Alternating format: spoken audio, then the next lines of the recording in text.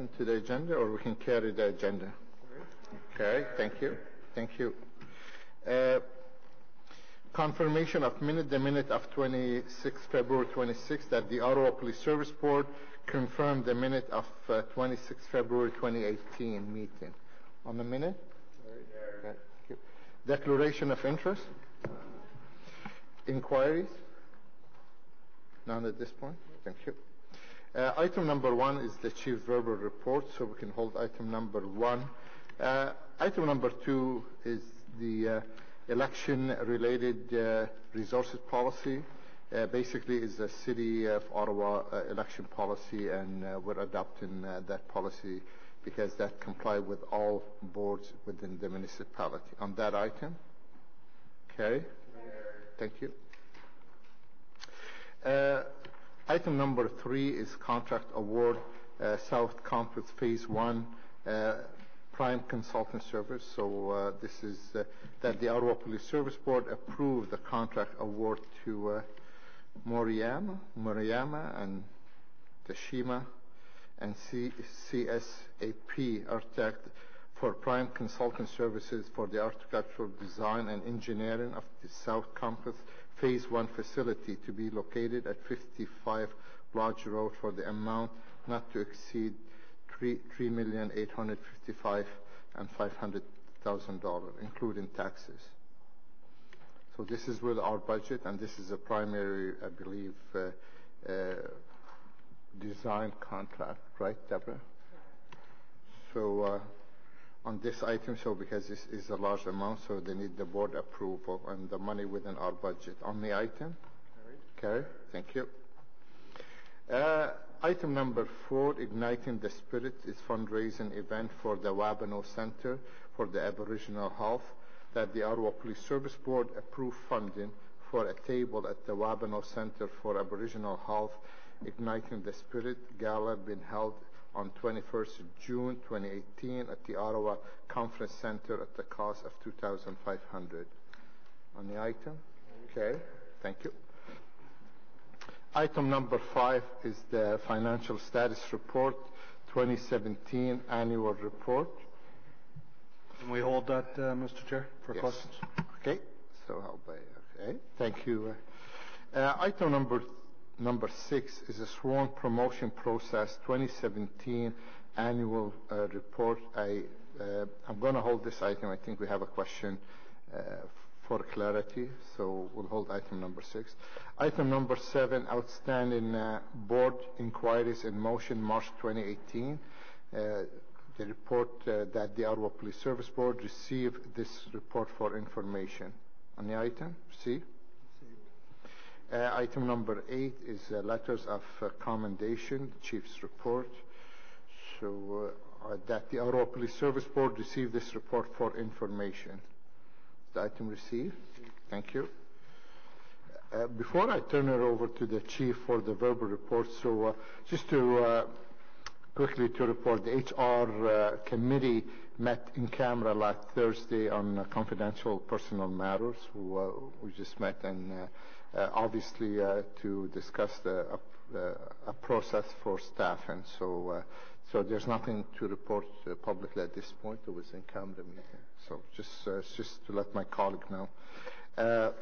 And with that, I'll turn it over to the Chief for the Chief's verbal report. Chief.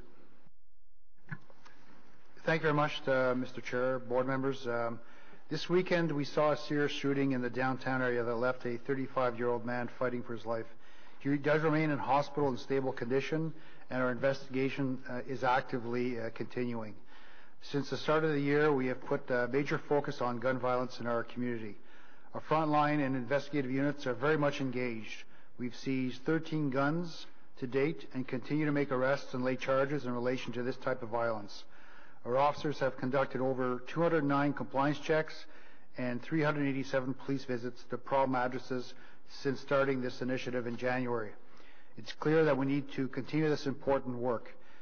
We also will be participating in a province-wide gun amnesty set to run throughout April. The amnesty was announced by the Ontario Provincial Police, and we will be collecting any guns from our residents here in Ottawa. The program will begin on April 1st. For those who are interested in bringing in guns, whatever you do, please do not bring any guns into police stations. Instead, please call us at our telephone number to arrange to have an officer come and pick them up. We know that stolen, legally owned guns make up a good percentage of the crime guns in our city. This amnesty will provide residents with a safe way to surrender weapons, imitation weapons, and related equipment and ammunition which they are not legally entitled to own or no longer want, to enhance public and police officer safety.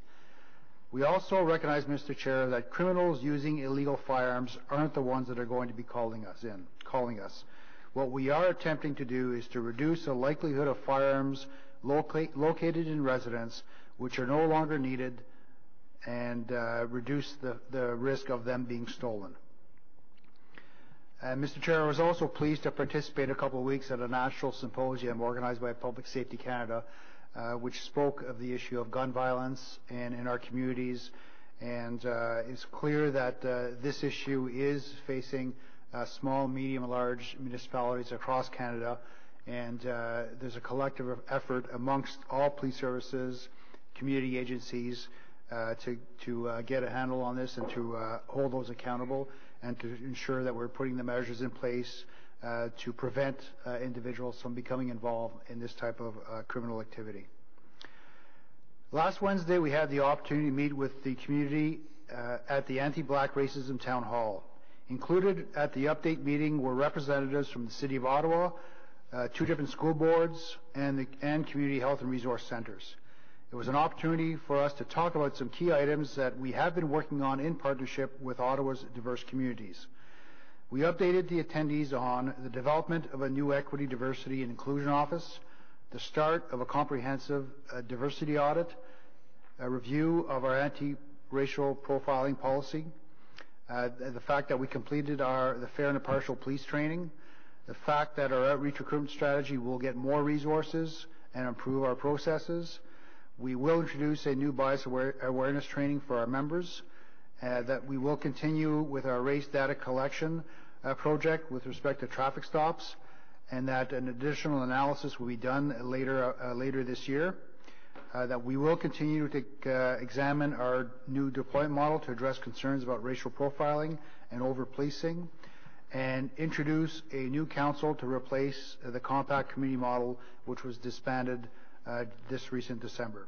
It's important that we continue to work together on this to create lasting solutions that will impact the wellness of all our communities. I also want to provide the board with a short update on the conducted energy weapons consultation that has been underway since the beginning of March. An online questionnaire has been posted on our website, and we've been reaching out regarding the opportunity to comment through media, social media, and community channels. The questionnaire will be online until after the Easter weekend. A series of targeted consultations have also been scheduled with community groups, mental health advocates and practitioners, and other interested parties. We will use this feedback and perspectives gathered as we develop a report to the board on the expansion of CEW deployment for our May meeting.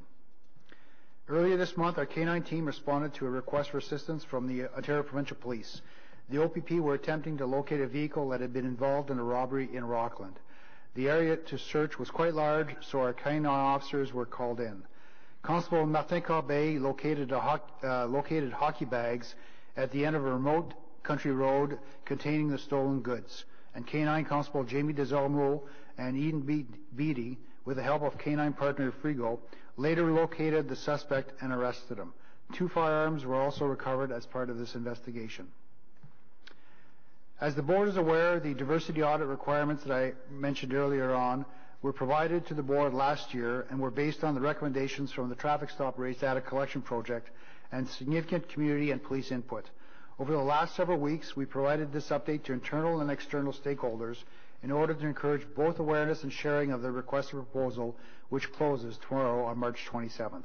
We expect to make an announcement regarding the successful proponent in early April as soon as the selection process is complete. And I'm pleased to report that we have had significant interest in proponents to do this work. Our robbery unit successfully concluded its investigation of a bingo hall robbery in early March and arrested 5 people. Upon executing a search warrant in relation to the investigation, our officer seized a large quantity of drugs. One suspect was charged in relation to the robbery, and all suspects have been charged with drug-related offenses.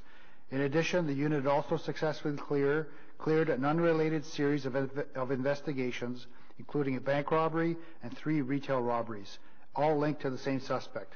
A series of charges have been laid. And I'd like to end by highlighting an example of the difficult work our communication center operators do each and every day to serve the residents of this great city. One such call involved a recent murder-suicide, with a child calling 911 to report the incident involving 2 parents. Amanda McConnell took this call and remained on the line to ensure the safety of those in the house, including an autistic male who was overwhelmed by the events. Her compassion and care ensured that those dealing with such a terrible event felt cared for and safer until help arrived. And Mr. Chair, I want to follow up. Last board meeting, I updated you that we had promoted 6 inspectors. Today, I had along with executive, had the honor and privilege to promote 1 superintendent, 10 staff sergeants, and 20 sergeants, where we provided them with their new badges and talked to them about the significance and the importance of their leadership role in assuming supervisory positions within the police service. And one of those superintendents is here with us, Superintendent Sterling Hartley. So, Sterling, congratulations.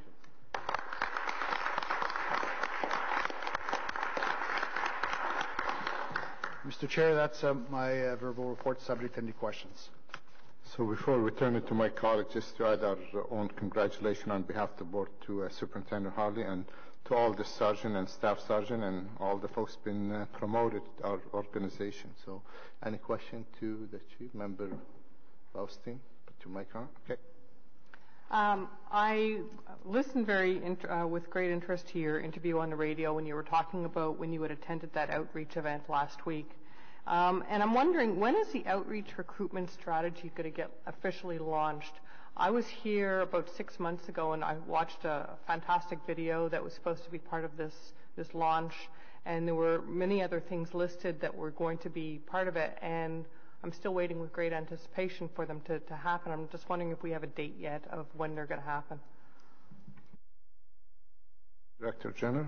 Thank you, Mr. Chair. I'm glad you asked the question, actually, because we've finalized the communication strategy in conjunction with our internal resources, and I expect with the Chief's approval that you'll see that start to launch. One of the first steps we'll be changing the banner on the outside of 474 Elgin to bring our new recruitment banner there, and we've got some media that would roll out with community partners such as Tim Hortons, Ottawa Sports and Entertainment Group, and Cineplex Odeon. So we'll be glad to bring back a report. We can update you on the communication strategy and some of the resource requests that we're taking forward as part of the outreach recruitment.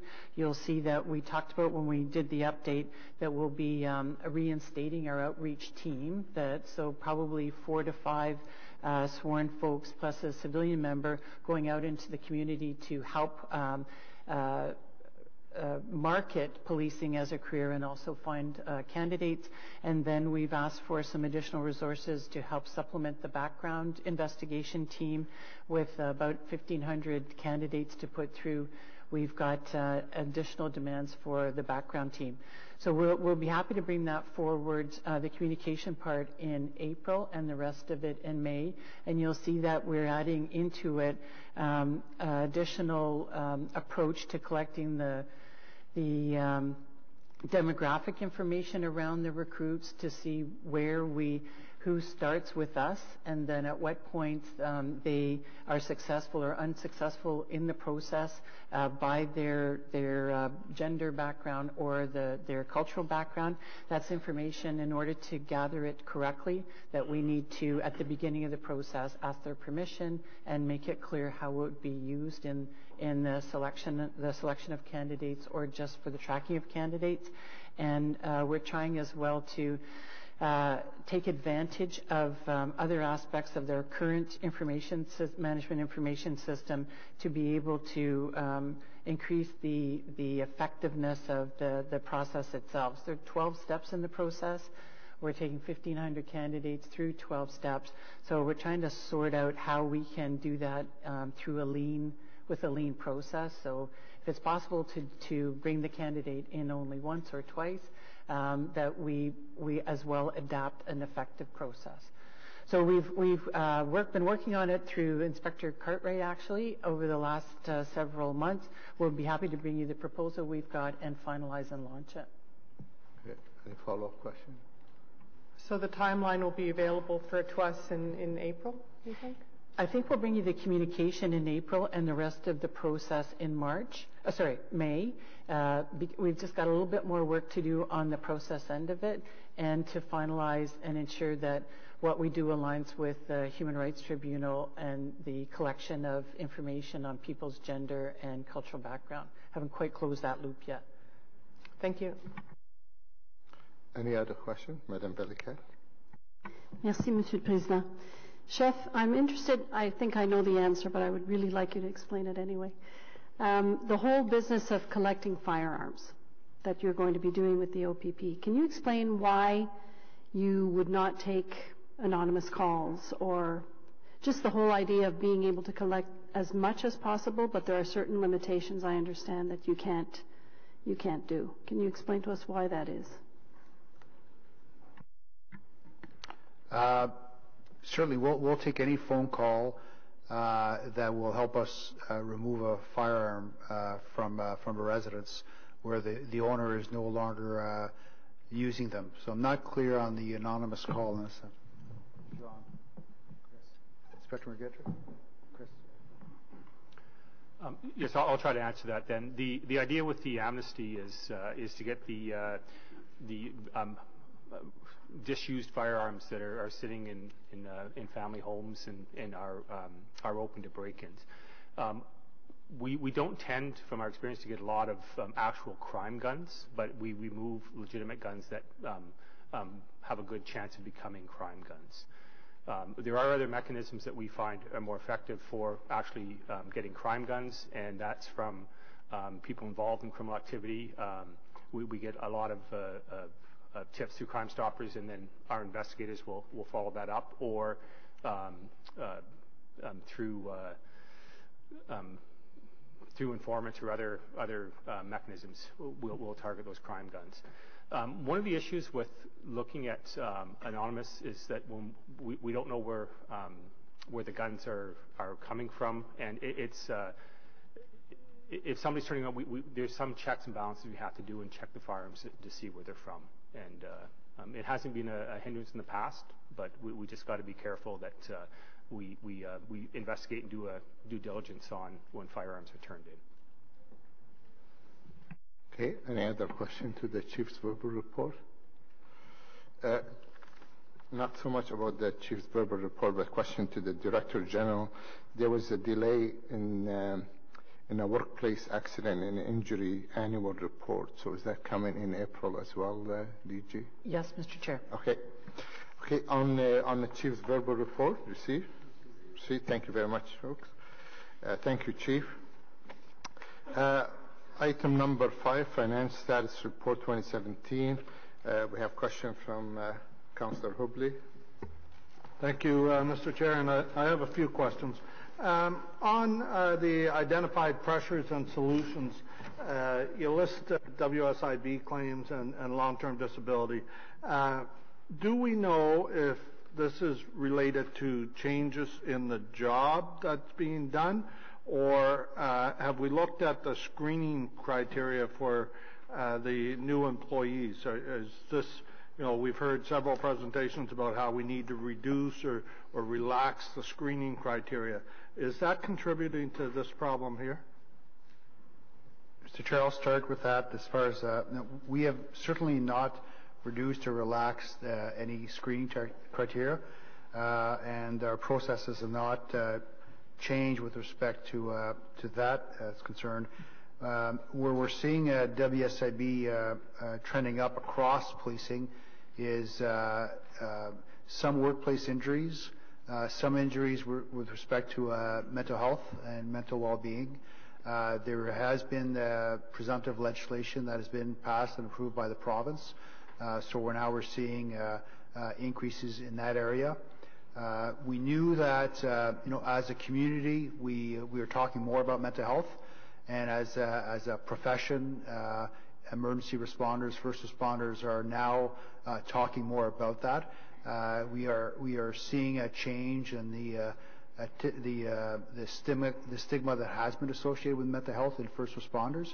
As a result of that, we are having more people come forth and declare mental health issues and putting claims in. That is a good thing, because now we are dealing with people with mental health issues, and they are getting treatment and getting better and can come back to work.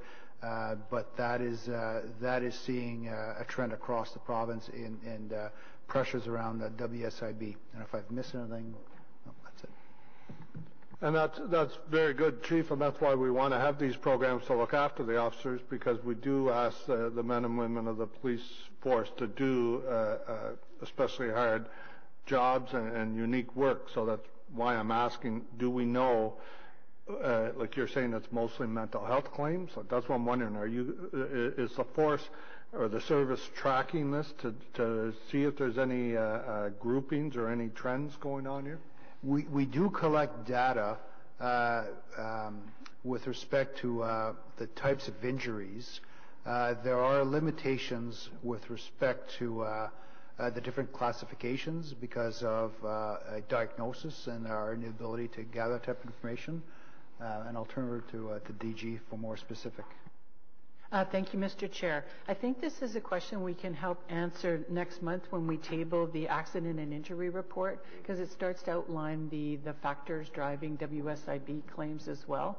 So maybe we have a more fulsome discussion when you see the data, but it will help to identify the different musculoskeletal injuries versus occupational stress injuries, and we get a better evidence-based handle on what's pushing WSIB. Okay, thank you. So my next question is to do with the sales of the collision reports. We talked about this before as part of the budget process, that the efficiencies are nowhere near being achieved. So you're making adjustments to the budget with it. Was that developed by a consultant, or was that developed in-house, these estimates? Mr. Chair, that was all in-house work that was done a number of years ago, back in 2007 or 2008. When I was a deputy. That's when that work was done. And we are achieving the majority of the objectives around the collision reporting centers. Our officers used to respond to 70% of the collisions that were occurring on the road, and 30% would come to the police stations. We've actually shifted that trend where our officers now are only responding to 30%, and the 70% are coming into the centers. So the goal of reducing the calls for service that are taking place, providing efficiencies with respect to the service hours that our officers are out there doing more proactive work, that's been achieved. The financial targets around the number and the uptake of purchasing of collision reports from the insurance companies, that's where we have not seen the monies and the revenues as we projected. We've also seen the number of collisions in our city reduce, which is a great thing to happen, which has contributed to the revenue. So we have a 3 to 4 year plan to right-size that budget with respect to the revenues. We continue to work with insurance companies to see exactly what we can do to make the purchase reports a little more attractive. But that's the history behind that item. Okay, thank you, Chief. The next one down, though, we talk about there's been a reduction in express fees. This is to do with the background checks for the same day service, because now that's standard. That was part of the whole business case as to why we're going there. So I'm curious as to why we're $300,000 short because of that. Did we not anticipate that that fee would drop drastically? So I'll start that one and turn it over to the DG for a response. We're going to be coming back to the board with a new fee structure and proposal because we've gone from an online perspective. We wanted the online platform to stabilize and to see exactly what the uptake was going to be. We've achieved our objectives with respect to the percentage of people that are actually going online, and based on that, we want to come back with a new fee structure that ensures that we're covering our costs from front end to back end, inclusive of all the types of clearance checks that we are processing, work sector, volunteer sector, and vulnerable sector as well. Thank you. Sorry, thank you, Mr. Chair. The Chief's right in the history of our approach. We had hoped, though, to be to the board last year with the revised fee proposal. So when we struck the budget, it was our goal to present the revised fee structure for background checks in the light of the new option to work online or to offer the service online. We ran into some operational issues when we went live. We pushed all the volume to Queensview, and the fire marshal made it clear we couldn't have more than 60 people in the lobby at one time.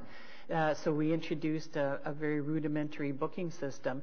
But we spent most of our time trying to get wait times down to an acceptable level, which for us is 20 minutes in the lobby, and your transaction time is about 12 minutes at the counter or 0 online. And that's where we invested our effort, was balancing that. We didn't feel we could bring forward a new fee proposal when we still didn't have our operations settled down. So we did recognize in our budget that we were going to lose express fees. We did. We just assumed that last year we would have the new fee proposal in front of the board. So instead, what we've done is try to stabilize operations, make sure that our service is solid before we bring you a change in a fee proposal. Sounds good. 2 questions left, Chief. The part of your solutions piece, table 1 in your report on page 2, it shows the savings with the fleet deferral. Now, we know you can't do fleet deferral every year, but I'm hoping that as part of that process, there might have been some sort of review of how we manage the fleet and replace the fleet, and can we expect some ongoing savings from that? Mr. Chair, what I do recall is that we participated with the city when they did their fleet management audit, and we were part of that audit and took a number of the recommendations to ensure that we were following through with them, and I'll turn it over to Deborah on that one as well. Mr. Chair, I think we can look at further fleet savings. We're getting a lot more comprehensive data out of the enterprise asset management system that's M1 at the city. The fuel consumption and our experience with the SUV is improving in terms of repair and maintenance. So those are always things we can fine tune. We kind of offset. We got to watch the price of fuel, because we got $2.4 million worth of fuel budget, $2.4 million worth of maintenance budget, basically. So it might actually be a way that we temper the risk on fuel prices. But we have an inspector in charge now of the fleet management area, and I think you'll see that that's an area we can continue to save on. So we don't know how much, but we expect to see some savings. Yeah, this year we've been able to we're getting a full year of fleet management under our new approaches. You're right, though, we can only do that deferral once, but I think you'll see that we'll be able to continue to add efficiencies there. Okay. So last question. The self-insured claims is up by $3 million. Currently, there's over 90 claims outstanding. What are we doing for an analysis on these claims and try to prevent that? Because with that many claims outstanding, you could blow your budget in 1 year if it all comes due. Mr. Chair, the city manages all those outstanding claims, and we work very closely with city legal to identify any trends or patterns. What we are seeing is a shift in trend with respect to the types of claims that we are receiving. In the past, what we used to see are claims associated to injuries, associated use of force. Those are very minimal now. But what we are seeing is injuries relating to a motor vehicle collisions involving a police vehicle, whether directly or indirectly. the trend in Canada is around any type of musculoskeletal injuries, whiplash, and those types of injuries. People are now suing for those, and legal counsel Jeremy Wright has I think briefed the board previously on the trend that we're seeing from that perspective. So from a collision avoidance strategy, we continue to identify individuals that if they have one collision and it's at fault, they will be spoken with the supervisors.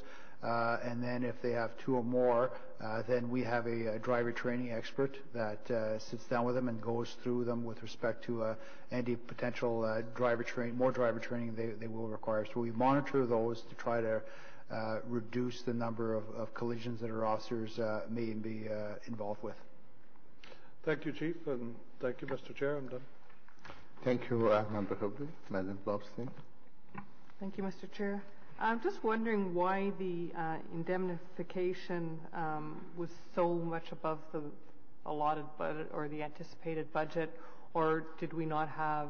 Is this something that was a surprise, or is this something we can plan for better in the future because it is part of the normal process? Maybe I should take this one out.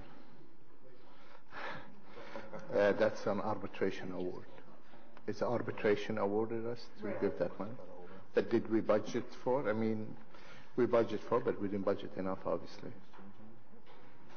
So was it because we didn't anticipate a certain case that was going forward, or was it? You want to go?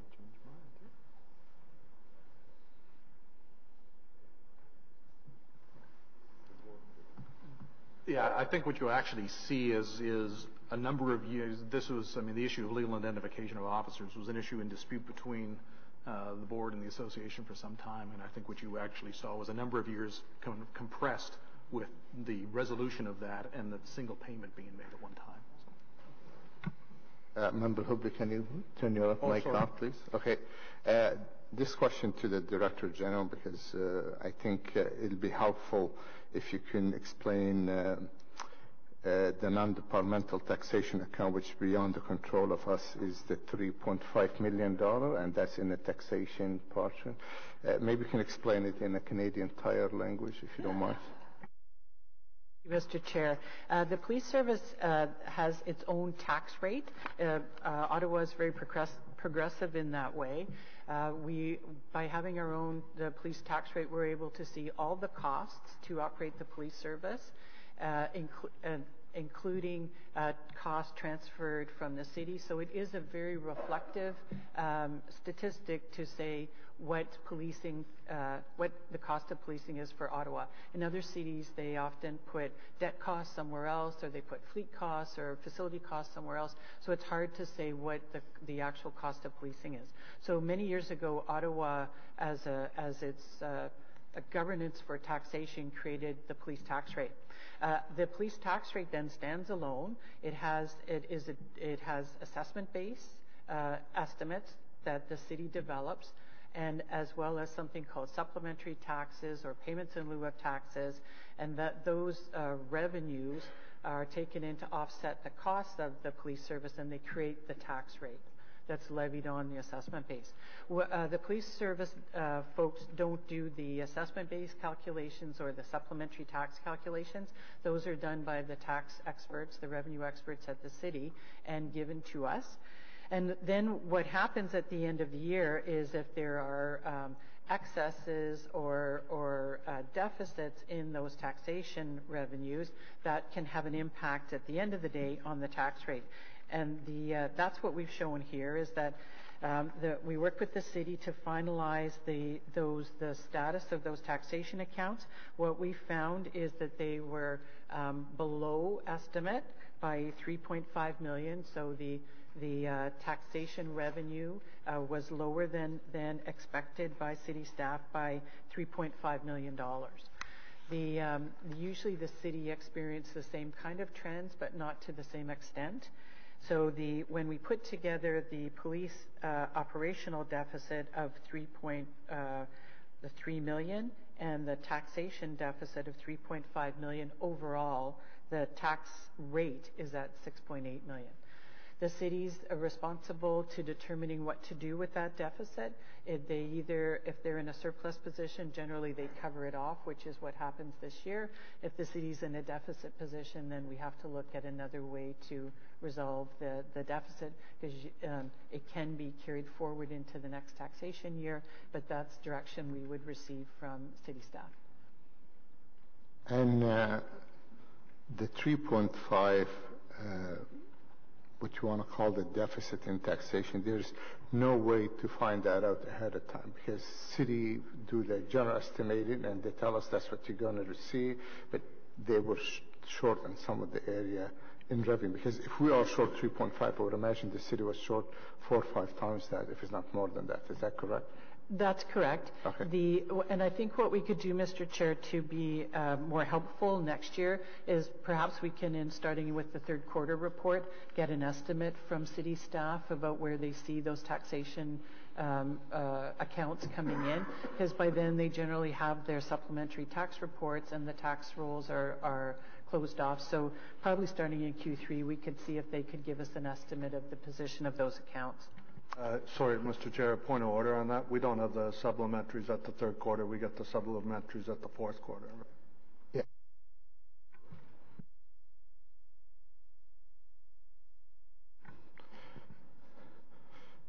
So basically, our deficit is 3.4 on the operation side, but 3.5 is the tax deficit in this report.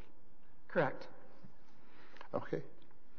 And I know this is not gonna, but this is a great. The good news is we were estimating the overtime, and we came below that, which is a good news on the management side to manage the overtime properly in that area. So. Yeah, Mr. Chair, we have implemented a number of systems in place. We introduced some tools to be able to give our supervisors and managers more real-time access to where the overtime numbers are. Before, it was a very manual and labor-intensive process. All that has been automated now, so we are being able to give our managers the real-time information as to where overtime is. So that has certainly helped in the last quarter, and our supervisors have done a great job of managing the overtime.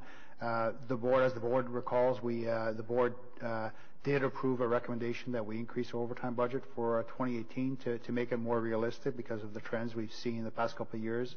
We did increase our WSIB budget as well, and also our legal budgets as well because of the indemnification and other legal costs. So we obviously strive to achieve a balanced budget at the end of the year, and we will continue to put our efforts towards balancing our budget for the year end. Any other question on the Chief's Verbal report? So, sorry, on this item number 5.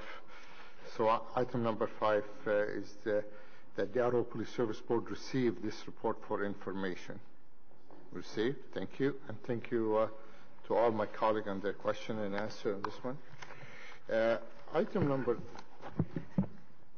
number 6, Chief, the sworn promotion process, and I know there was some changes introduced from the gender audit report.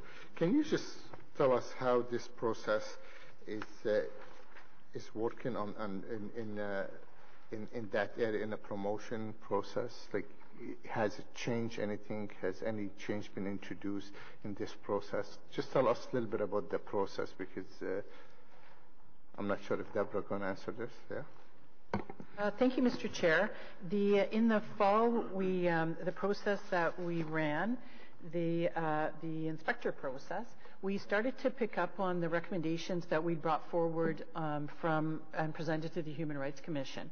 So if you remember, we were clear that we would train people, so the panel participants who do the interviewing or who do the scoring of the resumes, that those folks would receive GBA plus training and a bias neutral interviewing training, so that we would help people to start to become aware of how bias can be introduced, and to try and reduce the systemic barrier around the bias that can occur in interviewing. We also look to change the composition of the interview panels so that it would include both men and women, and do that consistently, and that we would have an independent facilitator in the sessions to be monitoring the questions and the answers to ensure that we didn't accidentally wander into an area that was creating bias. So the results of the process proceeded that way. The results came forward. We haven't yet introduced a placement using gender, which we've done in some of the other processes. For example, in our development rotation process, gender is included if people want it to be. If you self-disclose your gender, we use that in placement. That hasn't been a step that we've taken in the inspector promotion processes. Have you taken those steps in other promotion, like in a sergeant and a staff sergeant? So far, the inspector process was the first one to commence after we adopted the new approach. Okay. Member Velikat, I know you have a question about this. Yes, thank you, Mr. Chair. Ahead. So are you saying then that if someone is applying for a position internally, they're asked to self-identify or not? In the most recent process, in the developmental rotation process, we outlined to the members that you could self-identify by gender if you wanted to. So it was your choice, and that once you had passed the process and qualified, so we had an equally qualified pool, that we would use, if you self-identified, we would use that for placement.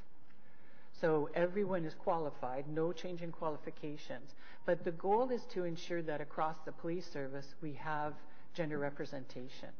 So where the developmental opportunity was, we would check to see if that section, how well they were doing on gender representation. And if they were above our 23% average, not likely to place the woman there. If it's tactical, where there's 0, then that would be a place that if someone had self-identified as female and they've expressed interest in tactical, that we would use that as a way for placement. It's a way to ensure that we gain representation across the police service, but you choose when you declare your gender whether you want to participate that way or not. And some people did, and some people didn't.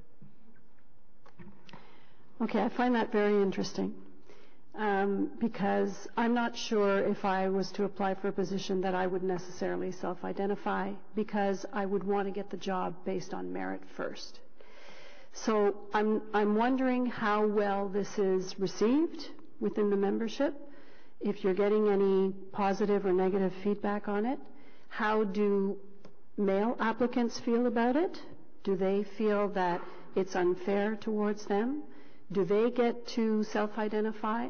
I'm wondering if this practice is being used anywhere else in the country, and if you're able to provide us with some information how well you feel the membership is responding to this new method, because I do think that it's being done for the very right reasons, but I'm not sure to what degree it's being well received. And I think it's something we need to talk about. Excellent question, and there is a mixed bag. It's certainly a bold step that we have taken as a police service, and we are leaders in that area to ensure that as a result of the gender audit, to ensure that women had equal access to opportunities in our transfer process and promotion policy process. And in our goal to ensure that we do have representation across the entire police service, introducing this element and change into our transfer policy, which applies to development rotations, our fixed terms and anchor positions, has certainly created a lot of discussion within the police service. It's a discussion it's a healthy discussion because it's a discussion that needs to be had. And we wanted to make sure that it was a discussion based on facts. So we've been out there communicating as best as we can, and our senior leadership team as well, communicating the reasons why we've made these changes. And you're quite right that there's been a mixed reaction with males, women, and within women as well. Some, as you rightfully explained, some want to ensure that they're chosen on merit alone. What we have said is that once you qualify for a position, you are qualified, as qualified as anybody else in that pool. However, our audit revealed that the policies that we have had and the practices we've had for years that have been entrenched in policing have not allowed women to succeed as well as quickly as their male counterparts. So we did have to make a fundamental change in our policy to equal the playing field and to make it equitable for everybody. So it has, we have some happy people, some unhappy people, but as your last statement, we have done these changes for the right reasons. And as an organization, this is a big change, and we're working through it. There's nobody that would dispute the fact that this will make us a better organization. So that is not in dispute. But certainly from a culture perspective, we're working through it. Madam Pelican, just 1 second. Okay, go ahead. Yeah, continue. Okay, it's just on the same. I think, from my perspective, my opinion, education is the number one thing, the number one factor. And not just for women, it's for all the members, that they understand why you're doing what you're doing, and that it doesn't segregate our membership. It doesn't, make us versus them kind of thing. So I look forward to hearing more about this and how you move forward with it and how things will progress in a positive manner. Thank you. But some of those recommendations was in the audit, gender audit recommendation. So this is nothing new to us, right? Like you remember. But I'm gonna turn it to the Director General to answer this one. Thank you, Mr. Chair. We had a very lively discussion on this morning. Actually, we have a Women's Information Network breakfast, and I'm going to single out Inspector Kevin Maloney, who actually brought this issue for. We have men attend to. It's not just the women, and he brought that question forward because the speaker was one of the retired acting ACOMs from British Columbia.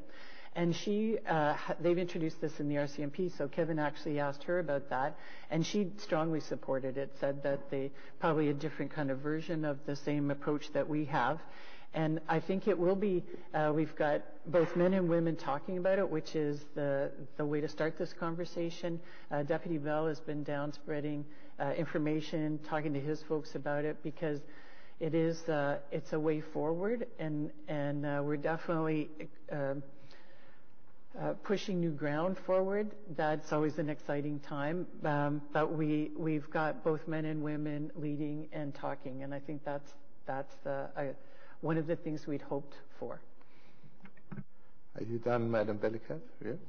Merci. No, I just want to make sure. Merci. Member Blanc. Thank you, Mr. Chair.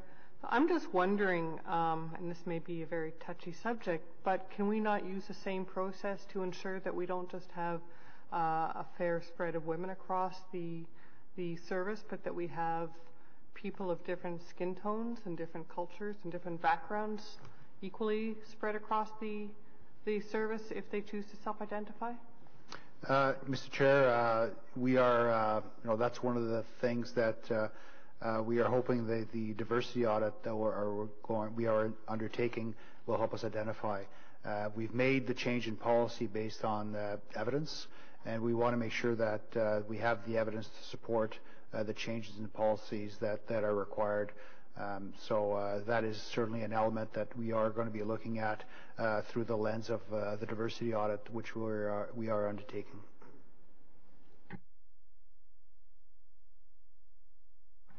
Any other question on this item?